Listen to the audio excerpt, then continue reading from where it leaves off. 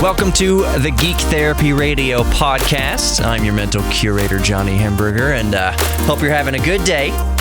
Hope you enjoy this episode. It's going to kind of be on the lighter side of things.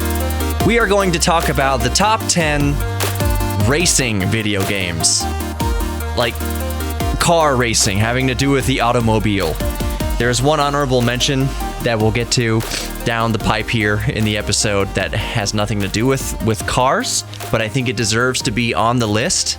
And I'll start it out with this. What got me on this idea was there's an article on Ars Technica. I love Ars Technica. You guys should visit Ars Technica. If you're a geek or into science or video games or any sorts of stuff like that, tech policy, Ars Technica is awesome. I'll include a link to just the website in the description of this podcast if you don't already know about Ars Technica. But one of the writers, what is his name? Because I want to give him credit. Jonathan M. Gitlin just put out a piece today about his top 10 best console racing games of all time. Now, he goes on to say, blah, blah, blah, that this isn't in any particular order necessarily, and it's completely arbitrary, and it is up for hot debate. So I extend that same kind of acknowledgement, that same sentiment to you, the listener, when I go through this list, that you can remove things from the list, you can add things to the list. There's at least 10 racing games that I love and that many people love that are not mentioned on this writer's list, but that's not the point. So I want to go over his top 10 arbitrary list of the top 10 racing games, which he basically explains as it's from his list of games that he personally knows that he's played and all sorts of things like that. So let's just start off, because the fun part's going to come on the end when I replace things on the list or give my own list of things that I can't say he missed because there's so many racing games. But anyways, his list. Number 10, Dirt Rally. I can't really comment on Dirt Rally because I haven't played it that much to make much of a commentary on. I am familiar with the game. I know the game. It's very common for people to benchmark their gaming PCs with. But Dirt Rally is number 10 on his list. Number 9, Gran Turismo Sport. I have not played Gran Turismo Sport. I've played plenty of Gran Turismo, just not Gran Turismo Sport, so I can understand why it's number 9 on his list. We'll keep moving down here. Number 8 is Project Cars 2. I agree. Since I have a fair amount of experience with Project Cars 2, I like seeing it on his list. I do agree with him here that Project Cars 2, I might actually rank it similarly. Number 8, he has Project Cars 2. Project Cars 2 is great. It's on Steam. Man, it is just visually stunning. It's kind of like Gran Turismo in how visually stunning it is, but Project Cars 2, I absolutely agree with that. Number 7, and this is going to shock a lot of people as to where he's placed this on his list, because I'm sure a lot of you listening would place it way, way higher on your list. Number 7 is the iconic Mario Kart 64. How many hours of my life have been consumed by Super Mario Kart 64? Countless days all added up together, probably countless weeks spent playing Mario Kart 64. Like, if you added all the hours that we sat in front of the screen playing Mario Kart 64, it would probably be in the hundreds, which would equate to weeks collectively of playing Mario Kart 64. It's so iconic. But here's the thing. For me personally, and I don't think this is too much of sacrilege, because it's just me personally, I liked Super Mario Kart DS better. I thought it was a overall better Mario Kart. Yes, Mario Kart 64 is iconic, and it still holds up to the test of time. People still play Mario Kart 64 religiously. I'm just saying, dollars to donuts, Mario Kart DS I liked it better, because Super Mario Kart DS introduced online play, and once you could play online against people around the world, that just added an entirely new dynamic to the game. It wasn't just you sitting next to your brother or next to your drunk friends after a night at the pub, which is great. Obviously, it's great. That's one reason why Mario Kart 64 is so iconic. But it was the first one, Mario Kart DS, was the first one to allow online play. I had a hiccup. That's a phrase I haven't used very often in recent episodes. A hiccup. Okay, so number 6 on his list, F-Zero. Who among you has not played F-Zero? Or at least watched someone play F-Zero? It's the Super Nintendo game. When did it come out? Early 90s. I want to say 91 or 92 is when F-Zero came out. There's F-Zero courses in the latest iterations of Mario Kart now. So Mario Kart 8. I know there's at least one F-Zero course, and even in Super Smash Brothers, there's stages that you play on an F-Zero track. So F-Zero for Super Nintendo is his number 6. I fully agree. It absolutely belongs on this list. Number 5 is going to cause kind of a detour for me personally. Pun intended. Number 5 on his list is Gran Turismo 4. Gran Turismo 4 is the best, in my opinion, Gran Turismo released to date. In my personal opinion and in my experience, this is one of the few games that I've ever spent with the PlayStation 2 on and running for up to 18 hours at a time.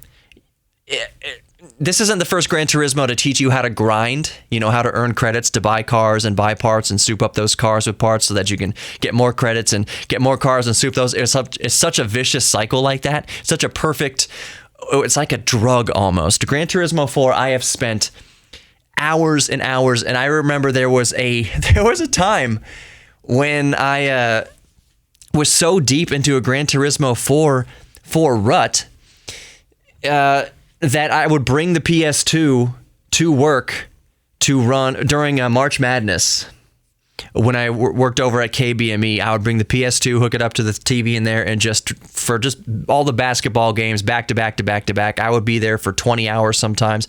I had the PS2 there hooked up to the TV to basically run races in B-spec mode, which is where you basically set up the race and you can leave it alone for a couple hours. You don't touch anything. You just monitor it.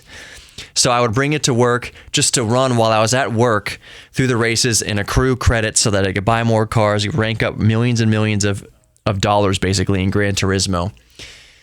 Because I would have that thing on for, hours and hours a day, up to 18 hours a day in my deepest Gran Turismo 4 rut. It's still a great game. I still regularly play Gran Turismo 4. I play it mostly on my PC through an emulator. But I still play Gran Turismo 4 regularly. I would say all in all things considered, it's my favorite racing game, favorite car game of all time. All right, so let's move down the list. His number 4 is F1 2019. I've never really been into Formula 1, so I do have F1 2000. Oh, what is it right before 2000? Is F1 2018 a thing? I don't have my computer open. I have the previous version of F1.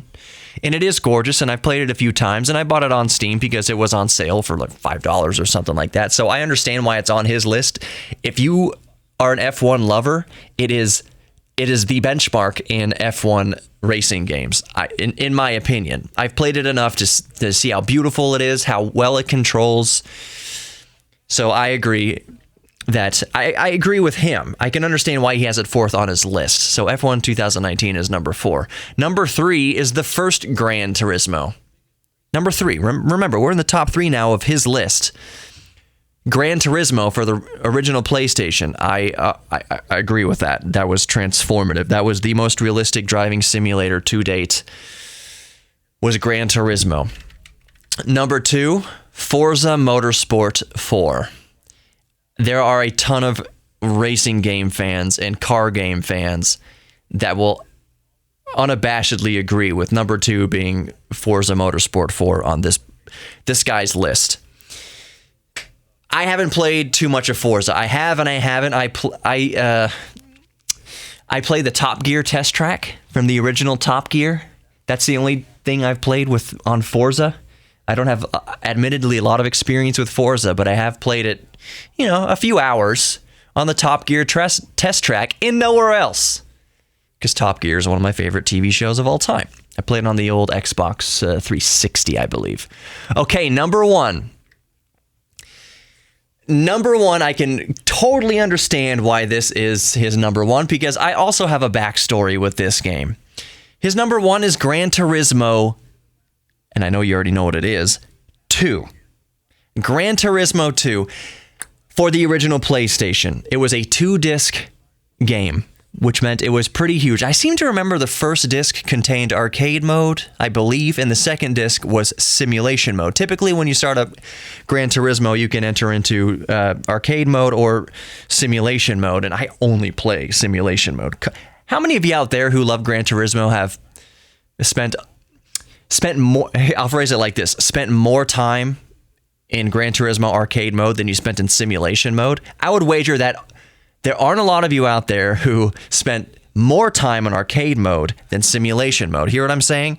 I'm just saying most people probably spent the most amount of time in simulation mode, because yes, I personally have played arcade mode, but I spent the bulk of the hours, up to 18 hours a day, in simulation mode. So his number one on the list is Gran Turismo 2.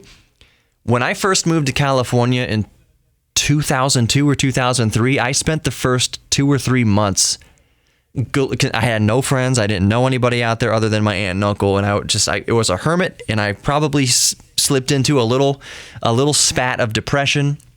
But I would play Gran Turismo 2 again for 12 hours a day. I would wake up, God knows when, in the afternoon, and just play until the sun came up the next morning and go to sleep again. It was a terrible, terrible rut.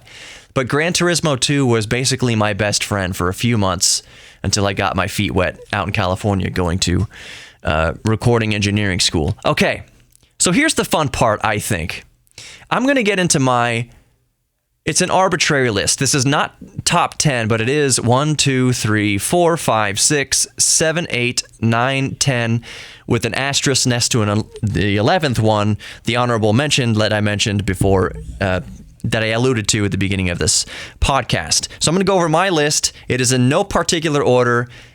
I have a strong feeling that a lot of you are going to breathe a sigh of relief that I included these, because this other guy did not include it on his list. There's so many great racing games out there. And if I don't cover all of them, please let me know. Like, email me, geektherapy@iheartmedia.com, geektherapy@iheartmedia.com, or anywhere, Geek Therapy Radio, Facebook, YouTube, any other place where you can get in touch with me, basically. YouTube's probably pretty great. We should start a thread on YouTube about this. I think I will with this episode. All right, so here's my list in no particular order. BeamNG on the PC. It is a physics-based driving simulation. The funnest thing about BeamNG is crashing your car. The physics are so awesome in BeamNG, and you can alter the physics. You can alter the gravity and things like that. Simulate driving on Jupiter with massive gravity. Simulate driving on the moon with 1/6 of Earth's gravity. Or I think that's what it is on the moon. Maybe I think it's actually less than that. I think Mars is 1/6. Something like that. You can alter the gravity in BeamNG, and the particle physics and the crash physics are amazing. BeamNG is one of my favorite simulations ever. They've got a version of the DeLorean in there, but they don't call it the DeLorean. It just looks like the DeLorean, but you know what it is. Anyways, the second down the list, not number 2, but second down the list, Midnight Club for PlayStation 2. The hours me and my friend Andrew and Brad would spend after senior year of high school playing Midnight Club on the blue disc, back when the discs were blue. And I believe blue discs for PlayStation 2 meant they were printed on CD-ROMs, not DVDs. So the blue disc Midnight Club, finding the secrets, crashing. The physics kind of weren't that great, but the game itself was so fun. The original Midnight Club.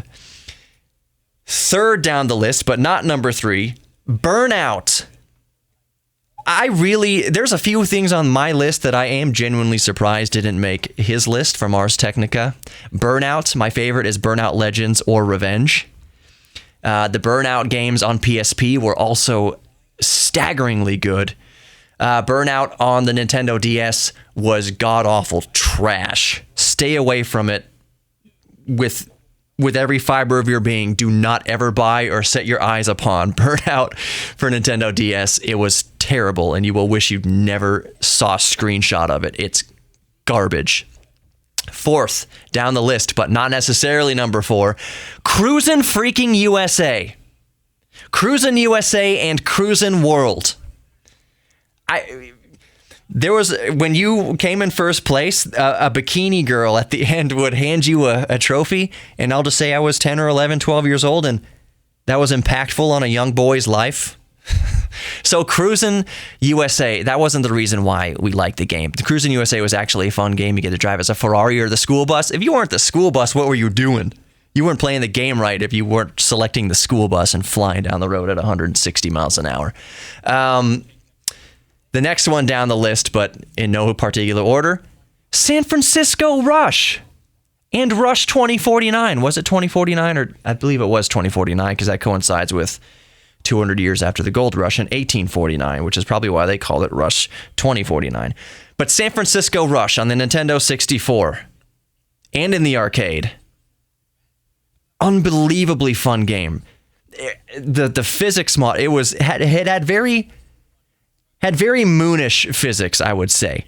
So the whole point of San Francisco Rush was basically flying off ramps as fast as possible, trying to get as much distance in air as possible and explode your car. It was such a great game. Surprised it's not on Ars Technica's list, but I understand. Man, so many hours spent playing San Francisco Rush in Rush 2049. And there was one between that. Rush, what was the one between that? Oh, I'm blanking out on it, I believe. It makes me want to go play San Francisco Rush right now. Third down the list is motorcycles. Road Rash 64. When my lung collapsed, Road Rash 64 almost put me right back in the freaking hospital because the surgeons and the doctors said, don't laugh and don't pick up anything heavier than a Coke can or else your lung might collapse again and we'll have to reinflate it again. So when I came home from the hospital, my stupid friend Nathan, we'd fire up Road Rash 64, and his entire mission was to get me to laugh to put me back in the hospital. So here's how I laughed. Here's how you laugh when you have a collapsed lung.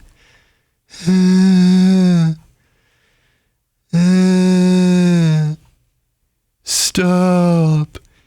You butthead. Except not butthead.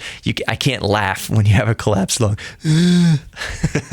Road Rash 64. It's motorcycles. It's not cars, but I think it still deserves to be on the list. Next one down.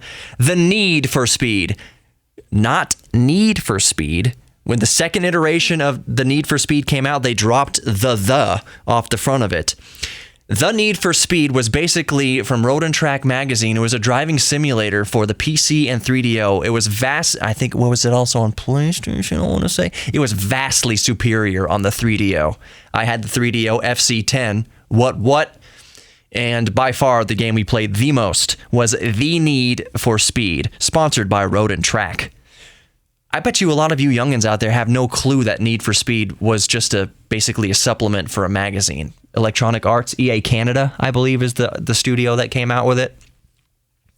So many memories with The Need for Speed. Trying to take the Lamborghini Diablo up to 201 miles per hour through the city track. Alpine, I think, was the track where you could get some serious air and you would just go for the craziest crashes you could possibly muster. Oh my gosh, The Need for Speed on 3DO. We are coming up on 19 minutes. I apologize. This is not a very commuter-friendly length. I try to keep it under 20 minutes, but let's get through the rest of these here. We're almost done. Next down the list is Hard Drivin', the OG original gangsta Hard Drivin'. I'm talking, not if you want to punish yourself, but Hard Drivin' was on systems like the Commodore 64. Hard Drivin' was on the Game Boy. It was basically wireframe 3D modeled or 3D emulated driving, but it was revolutionary. I had it for Microsoft DOS. It was absolutely revolutionary. So Hard Drivin' definitely deserves to be on the list. The last one I chose as an outlier because I'm not sure a whole ton of people know about it, but if you have a Game Boy Advance, no, it's not Mario Kart for Game Boy Advance. I personally don't like Mario Kart on Game Boy Advance. Drome Racers. Drome Racers is a 3D modeled racing game on the Game Boy Advance, and it is phenomenal. It is the best, in my opinion, the best racing game on the Game Boy Advance. Drome Racers, with an M as in man. Drome Racers. So number 11, it's the honorable mention because it's not actual cars or motorcycles. It's water motorcycles. Wave Race 64, the jet ski racing game on the Nintendo 64, is still fun today. It is still a blast and a hoot today. Wave Race 64. Spent a lot of time, not Gran Turismo time, but spent plenty of time playing Wave Race 64. So did you think I covered... Did I mention Daytona USA? No, I think I skipped it. Daytona USA. Rolling Stone! Remember that? So, Daytona USA in the arcade and on the Sega Saturn. Remember Panzer Dragoon on Sega Saturn? That wasn't a racing game. I'm getting off track.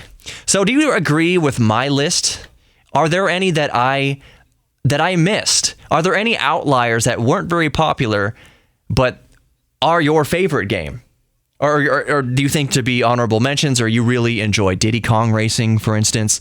I think Sonic the Hedgehog had his own racing game. I forget what it's called. Sonic Rally or something like that. It was on Game Gear. And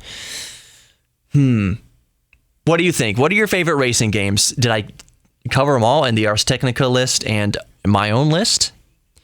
What should I put up? What should I remove and replace it with? It is up for debate if you so choose. Thank you for listening to the Geek Therapy Radio podcast today. I hope you enjoyed it. It's a little bit of a longer one. Drive safe if you're driving. Be good to each other, and especially yourself. Please know that you are loved, you are worthy of being loved, and you are worthy of loving others. We're all geeks about something. Embrace your inner geek, and until next time, take care.